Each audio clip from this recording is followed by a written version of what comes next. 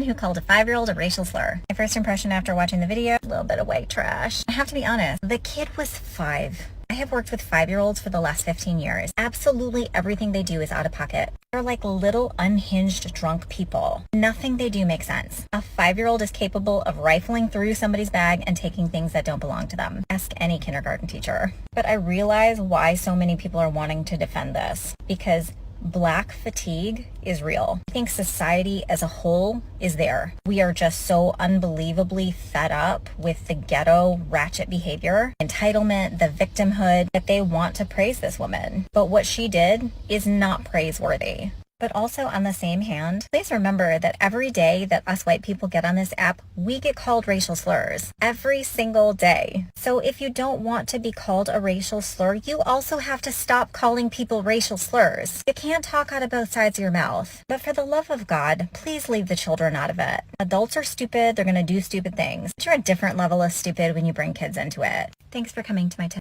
So basically what this woman is saying is that two things could be true at the same time. And now you understand why this thing is starting, this whole black fatigue thing.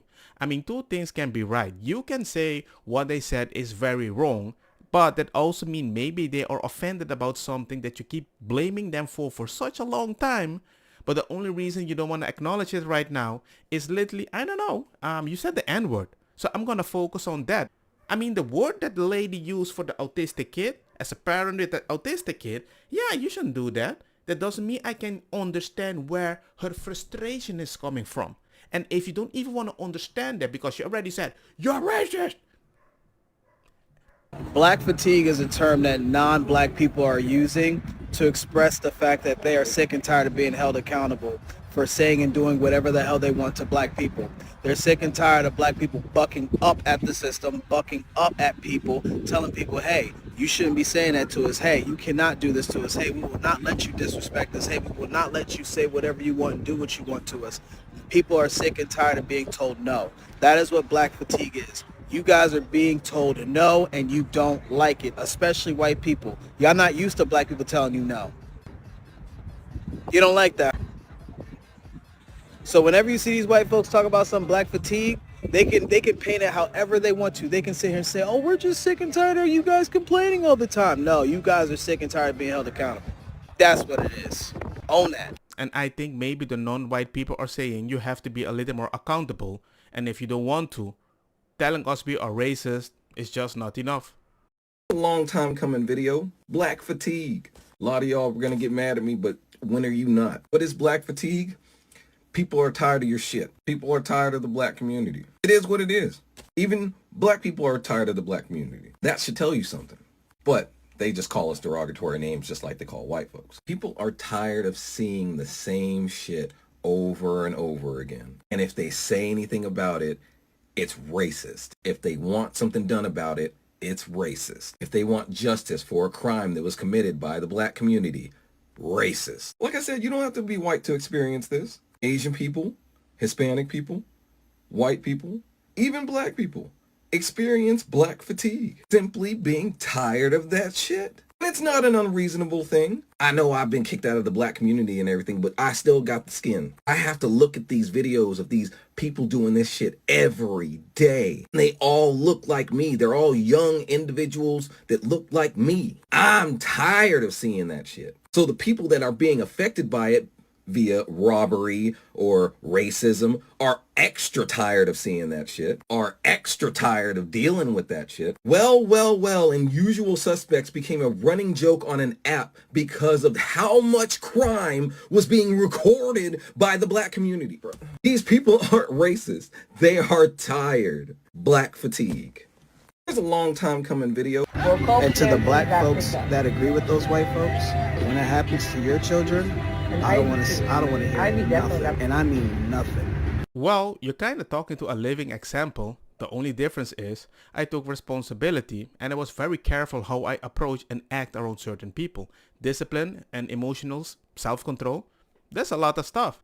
But that's the good stuff. I want more. It's the first time I'm hearing this phrase on TikTok, but I could use context clues and understand what it is. So, funny story, I'm scrolling on TikTok, minding my own business, just getting lost in the videos, and a white woman pops up in my algorithm and it's titled Black Fatigue. And I'm like, this should be interesting. Now, this is a creator that I've really grown to respect their videos. Basically, in her video, she's calling out the Black community for different ignorant things that we do. And it's not just her. I've seen a lot of white people on this app kind of come out. It's almost like raise your hand if you've been personally victimized by Regina George type of videos. And that's what they're doing toward Black people. Here's the thing.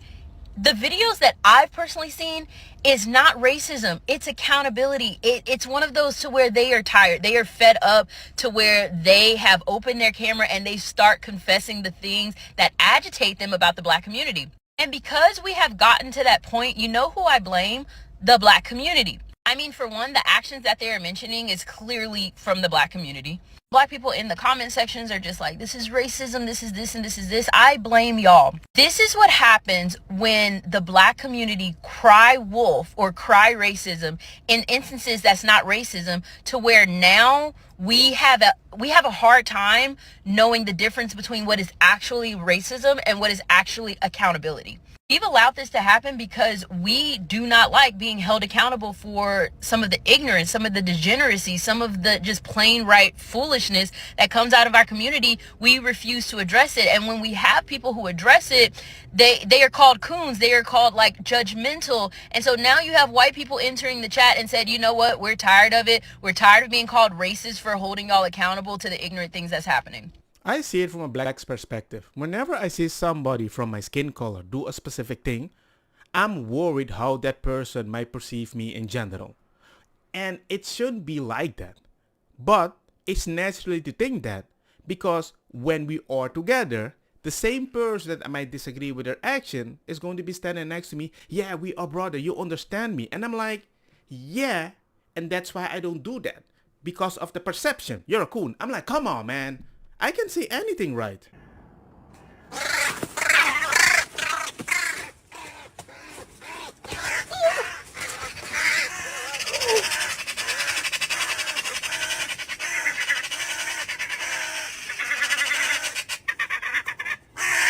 And if the white bird says I'm experiencing black fatigue, somebody is called that bird racist. There it goes.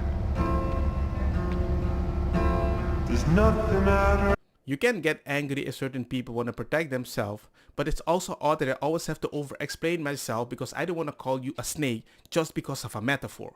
But the metaphor is so dangerous these days, there's almost like you can never say anything right. Adelo, remember to subscribe. Remember to subscribe? ¿Por qué?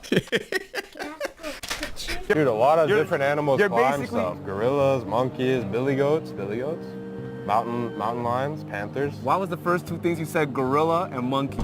Well, I don't know, I just thought of them, but what? The thing is, you're associating that with your race, and that has nothing to do with me. That's your perspective. I can't change that for you, I'm sorry. I would love to. I have a lot of love in my heart for you, and I hope that you stop becoming racist one day. I'm not racist. You're racist against your own self because you made that assumption. If you called me some sort of racial stereotype from This guy had a revelation. If I mention a bunch of monkey, and the only thing you say, why did you say monkey? Why are you relating that thing to your own? Then again, oh my God, I totally forgot. Just because he said it and he's white, you might have thought about that. Doesn't that say something about yourself? Going to society at this moment. I'm glad people are noticing this because it's been so many years and it's finally catching up to y'all.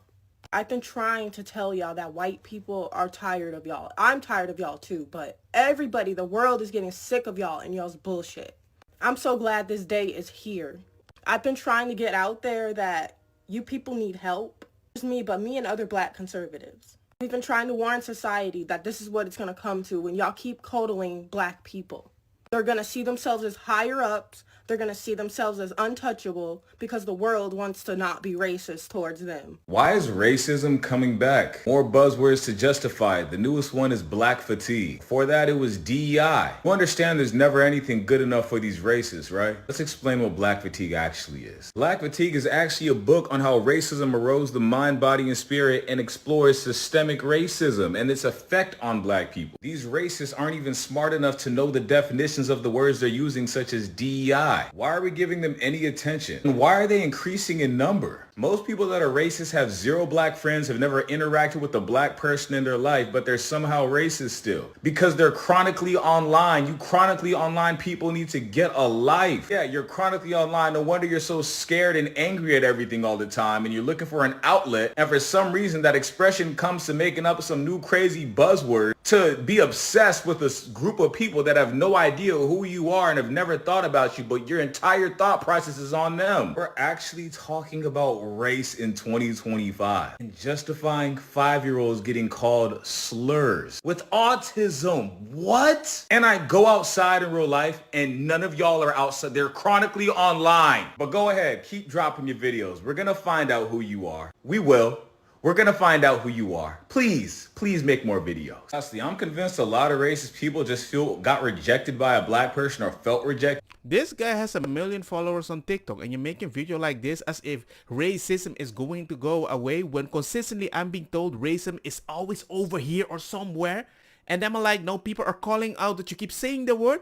You're keeping it alive. You're keeping it alive. Officers who were terminated over the murder of Tyree Nichols have now all been officially charged by a grand jury. Those charges range from second-degree murder to kidnapping. And a lot of people who see this are pointing out the fact that justice sure seems to be coming swiftly when the 5 officers look like this. Now, I'm not going to speculate on why the grand jury found it easy to bring charges against them. Again, I've heard the body cam is absolutely horrific. And the Memphis police acted the way they should, quickly and concisely. The statement from their chief the other day was actually kind of moving. And their chief is a black woman. But all of that being said, from the moment this story broke, these images were associated with it. They had the faces of the officers out there from day one, as far as I can remember. And I have yet to hear a peep from a specific group that's usually very, very loud about situations like this. That group will just roll them up in a bundle and call them Blue Lives Matter. Normally a situation like this, as soon as it's even implied that an officer could be responsible for the death, people are losing their minds from that group. They're sitting, no, you don't know what they go through. You always just want to say murder. Why didn't they comply? It's immediate with the victim blaming and what was his record and what did he do. Crickets on this one.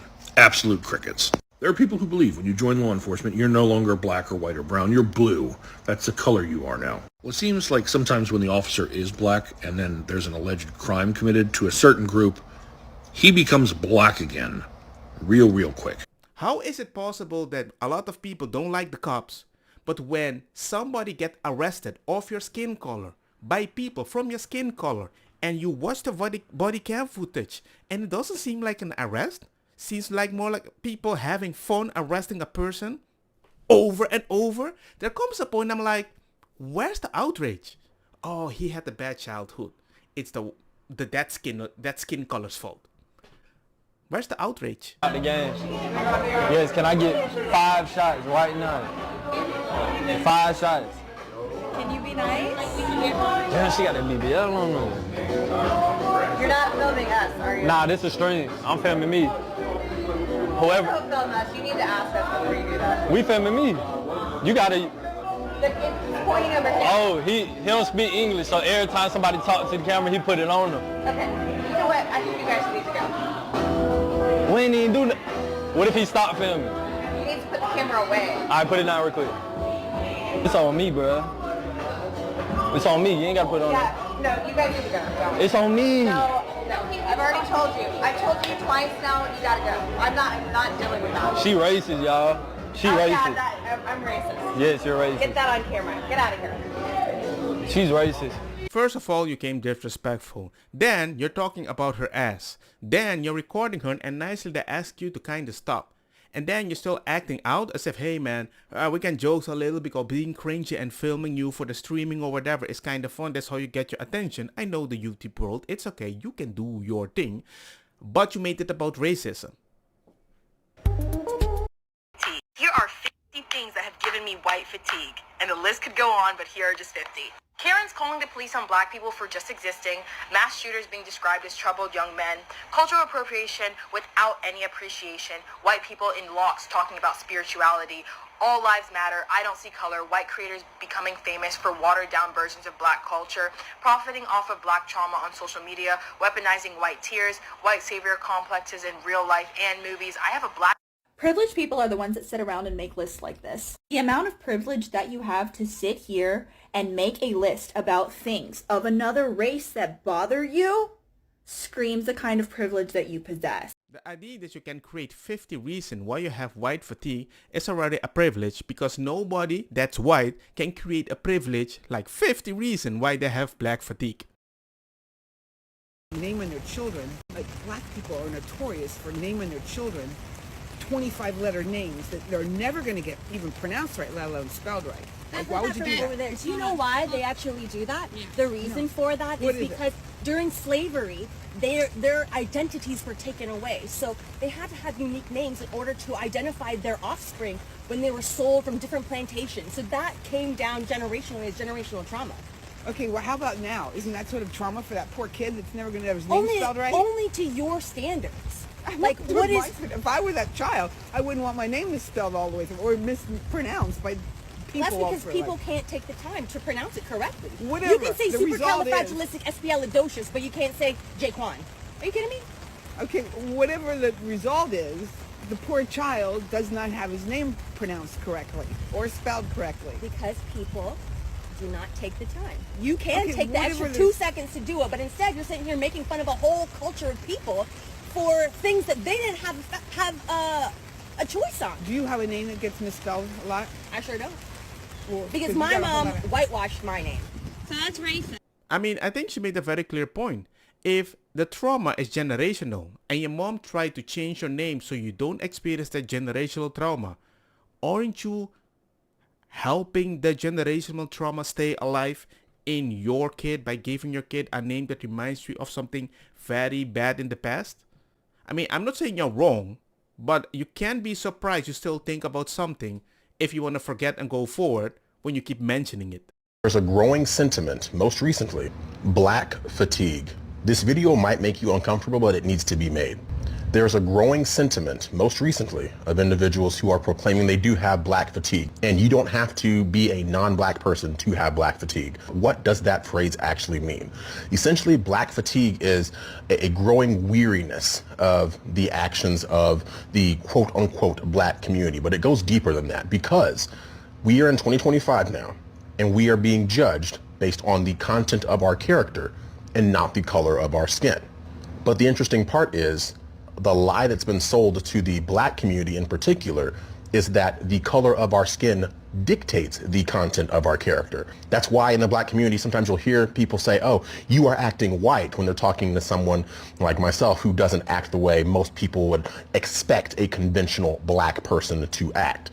In their minds, there is a correct way to act black. And the people in your ethnic group who fulfill those very negative stereotypes, those are the ones who are going to essentially drag down the collective whole. And that's why there's individuals who are black who do and can have black fatigue, because they see how damaging it is to see the worst of us attract all this negative attention that then unfortunately gets ascribed to the entire race all too often. But what's unfortunate is here in 2025, now we have to contend with the fact that there's people who are so sick and tired of seeing those negative aspects, those negative individuals in the black community attracting all this attention. That's what is spurring this black fatigue. I think it's something that needs to be talked about. And until we turn inward and address the issues in our own communities, I fear that this is only going to continue and get worse. And that's exactly what the powers that be want. They want to have us against each other instead of us against those who are really pulling the strings in the background. And I totally agree. There's a part of the culture that is so celebrated for the money it can provide, but at the same time it destroys the community. But when you try to engage with that part of the community and say, hey, maybe that's not the best thing, I've had so many people tell me that's culture. I'm like, you're promoting a part that might be negative culture? And they're like, it's not negative. I'm like, twerking isn't something positive. They're like, yeah, twerking is positive. It's culture. I'm like, how? It's too sexual. And they tell me, yeah, but flamenco is sexual, ballet is sexual. And when I heard it, I was like, you might be living in a different world. But I don't see a lot of people dancing flamenco and ballet and having a bunch of single mothers. Don't get me wrong, makosa kita bong. Put the fire na mi blonde kush hash purple skunk criollo colombici jam jam. Durloqueta verdeta welcome.